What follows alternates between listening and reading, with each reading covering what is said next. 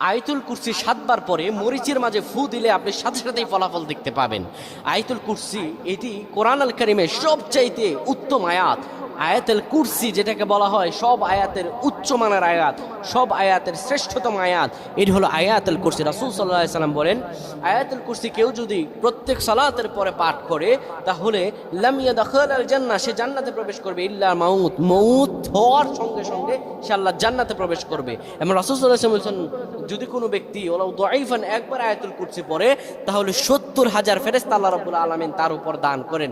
70,000 ফেরেশতা তাকে প্রোটেক্ট করতে থাকে। ঘর থেকে বের হবেন, আয়াতুল কুরসি পড়ে বের হবেন, কোনো অ্যাক্সিডেন্ট হবে না, আপনাকে আল্লাহ তাআলা সকল বিপদ থেকে বাঁচাবেন।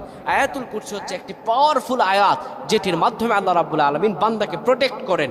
অনেক ভাইরা, সৌদি আরবে এক ভাই ওই দিন অ্যাক্সিডেন্ট করে বলতেছে, আল্লাহর কসম করে বলতেছে আয়াতুল কুরসির আমল শোনার পরে আমি আয়াতুল কুরসি পড়ে গেছি, সঙ্গে সঙ্গে আমার সামনে 3টা